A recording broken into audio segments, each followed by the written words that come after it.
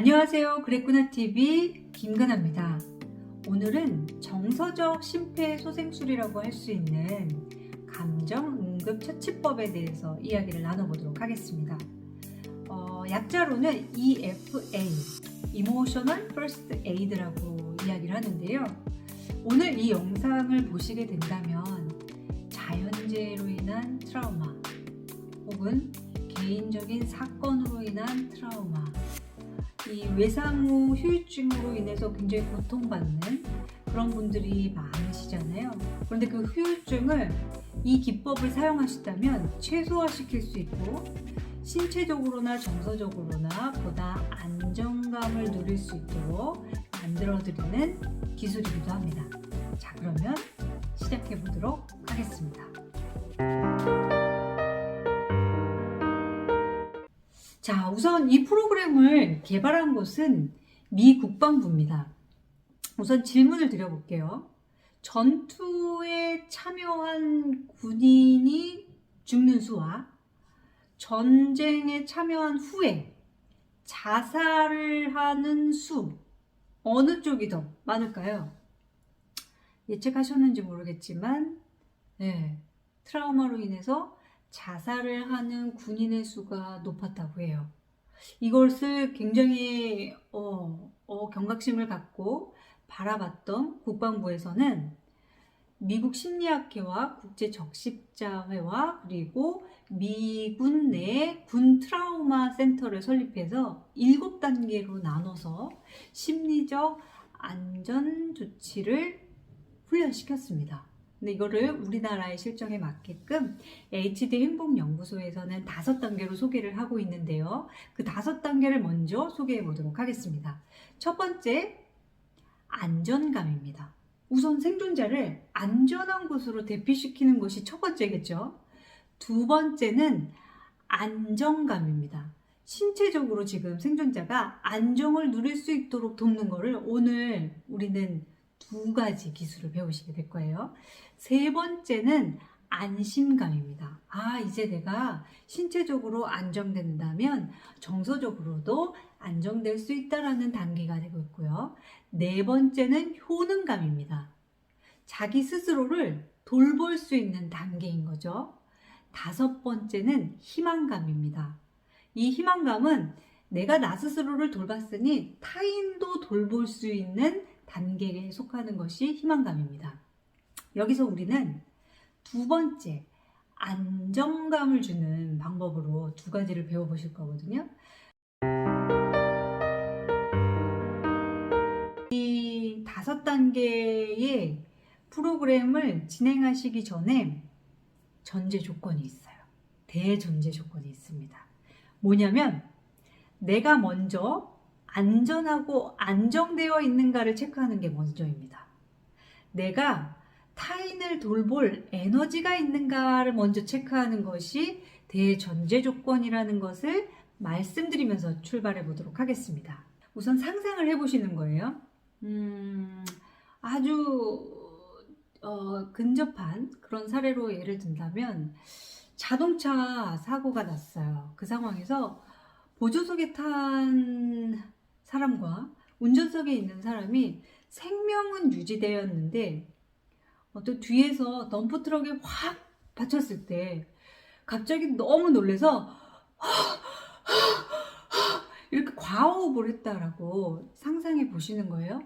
그러면 이 과호흡을 한 상태에서 우리는 제정신일까요?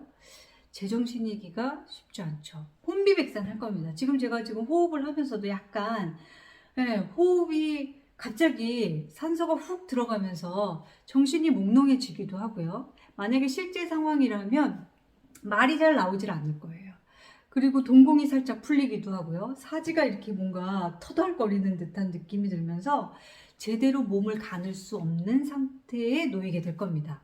의식은 있는데 정신이 나가 있는, 얼이 나가 있는 상태가 되는 거죠. 이때 우리가 바로 지금 이 순간으로 돌아올 수 있게끔 하는 힘. 첫 번째는 심호흡입니다. 심호흡. 제가 지난 영상들에 심호흡은 간간히 계속해서 소개를 해드리고 있었는데 이번에도 이 감정응급처치법에 안정감을 주는 첫 번째 단계는 심호흡입니다. 우선 생존자를 딱 똑바로 보신 상태에서 이렇게 말씀하시는 거예요. 만약에 모르는 사람이다 라고 한다면 선생님 제가 도와드려도 될까요? 라는 것을 물어보시고 네 이렇게 얘기를 하셨을 때 자, 저를 좀 따라해 주세요 라고 눈빛을 마주친 상태에서 심호흡을 시도합니다. 자, 저를 따라하세요. 천천히 들여 마셔봅니다. 둘, 셋, 넷, 다섯. 좋습니다. 후 내쉬세요. 후 천천히 내쉬세요. 둘, 셋, 넷, 다섯. 다시 한번 해보도록 하겠습니다. 호흡을 천천히 들여 마시세요. 둘, 셋, 넷, 다섯. 다시 후 내쉬세요. 둘, 셋, 넷, 다섯. 네, 마지막으로 한 번 더 해보겠습니다.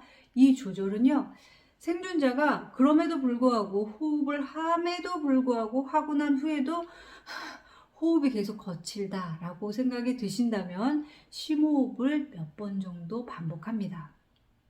그런 후에 두 번째 단계에서의 안정감은 그라운딩입니다. 그라운딩은 지금 나의 감각을 지금 이 순간 현존하는 것으로 가져오는 거예요. 순서는 시각, 청각, 촉각 순으로 집중시킬 수 있도록 유도를 하시는 겁니다. 순서는 첫 번째 심호흡을 합니다. 그리고 나서 두 번째 시각적인 부분으로 집중할 수 있도록 돕는 건데요. 이렇게 하시는 겁니다. 선생님, 저를 좀 따라해 주세요. 주변을 한번 보세요. 그리고 눈에 보이는 평범한 물건 5가지만 말씀해 주시겠어요? 라고 하시는 겁니다. 그럼 환자는 혹은 지금 생존자는 탈진되어 있는 상태이기 때문에 뭘 어떻게 찾아야 되는지 모르는 상태에 놓여 있을 수도 있어요. 그래서 먼저 심리 요원이 이렇게 얘기를 합니다. 자, 저를 따라해 주세요. 자, 지금 차가 보입니다. 따라해 주세요. 그러면 이제 차가 보입니다 라고 따라를 합니다. 자, 사람이 보입니다. 사람이 보입니다. 동시에 같이 따라해 주세요. 자, 그리고 지금 바퀴가 보입니다. 바퀴가 보입니다. 라고 한 다음에 2가지만 더 찾아서 저에게 말씀해 주시겠어요? 라고 하면 이게 뭔가 의식과 반무의식 상태에서 뭔가 읊조리실 거예요. 그러면 네, 지금 창문이 보입니다. 라고 이야기를 하면 심리요원도 창문이 보입니다. 라고 동시에 같이 이야기를 해주시는 거예요. 그리고 또 하나를 얘기를 하시면 네, 신발이 보입니다. 신발이 보입니다. 라고 하고 잘 하셨습니다. 그 다음 단계가 심호흡을 다시 한번 합니다. 이 상태에는요, 약간 뭔가 막이 있는 것처럼 멍한 느낌도 들고요. 말을 하고 있기는 한데 내가 지금 제대로 말하고 있는 것인가 라는 생각이 들 정도로 약간 혼미할 수도 있어요. 그럴 때 다시 한번 심호흡을 유도합니다. 자, 심호흡 다시 한번 해볼게요 라고 하고, 혹은 물이 필요하면 이렇게 물을 가져다 주셔서 생존자가 물을 먹을 수 있도록 또 도와주기도 합니다. 그 상태에서 심호흡을 합니다. 심호흡 다시 한번 해볼게요. 천천히 들여 마셨다가 천천히 내쉬어봅니다. 다시 한번 천천히 들여 마셨다가 천천히 내쉬어봅니다. 자, 이번에는 주변을 집중해 주세요. 귀에 들리는 평범한 소리 5가지만 이야기해 보시겠어요? 우선 저를 따라해 주세요. 자, 박수 소리가 들립니다. 발소리가 들립니다. 그러면 따라할 수 있도록 네, 발소리가 들립니다. 따라해 주세요 라고 하고, 그 다음에 사람들이 웅성거리는 소리가 들립니다. 라고 이야기를 하신 후에 자, 이번에는 누구누구님 2가지만 더 귀에 들리는 평범한 소리 이야기해 봐 주시겠어요? 라고 유도를 합니다. 그럼 이제 얘기를 하실 때 그대로 심리요원도 따라 합니다. 네, 웅성거리는 소리가 들립니다. 네, 새소리가 들립니다. 이렇게 이야기를 하신 후에 3번째 심호흡을 다시 한번 또 안내합니다. 이번에는 당신에게, 스스로에게 집중해 봅니다. 느껴지는 것을 말씀해 주시면 됩니다. 자, 제가 잠시 손등에 손을 얹어 보도록 할게요. 자, 손등에 손이 올라와 있는 것을 느낍니다. 따라해 주세요. 라고 하면 이제 천천히 이야기를 하실 거예요. 이번에는 발바닥이 땅에 닿아 있는 것을 느낍니다. 사람이요, 긴장되고 뭔가 막 과호흡이 일어나면 붕 뜬 듯한 느낌이 들어요. 이때 우리가 땅에 그라운딩을 하게 되면 그 감각을 알아차리면 훨씬 정신을 차리는 데 도움이 됩니다. 그래서 발바닥이 땅에 닿아 있는 것을 느낍니다. 자, 3가지만 더 이야기해 봐 주시겠어요? 라고 하면 본인이 느끼는 거. 네, 옷을 입고 있는 것을 느낍니다. 안경을 착용하고 있는 것을 느낍니다. 이렇게 본인의 감각에 집중하는 것을 이야기해 주시면 그대로 심리요원도 따라합니다. 그리고 마지막 단계에서 심호흡을 한 번 더 합니다. 그러니까 총 첫 번째 심호흡 하시고 시각적으로 집중할 수 있도록 하시고, 그 다음에 또 심호흡 하시고 청각적으로 들리는 것을 집중할 수 있도록 도와주시고, 3번째로 심호흡 하신 다음에 감각, 촉각적으로 느껴지는 것에 집중할 수 있도록 유도하신 다음에 마지막 심호흡, 4단계로 심호흡을 돕습니다. 천천히 들여 마셨다가 후 내쉬어봅니다. 이렇게 하고 나서 여쭤보시는 거예요.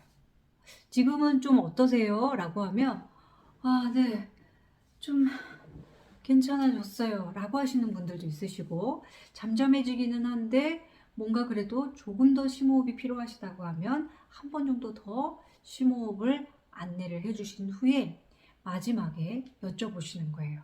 제가 더 도와드릴 일이 있을까요? 라고 물어봤을 때 이제 좀 정신이 돌아오시면 가족하고 연락이 되었으면 좋겠어요 라는 제안을 주시기도 하시고 요청을 하시기도 하시고요.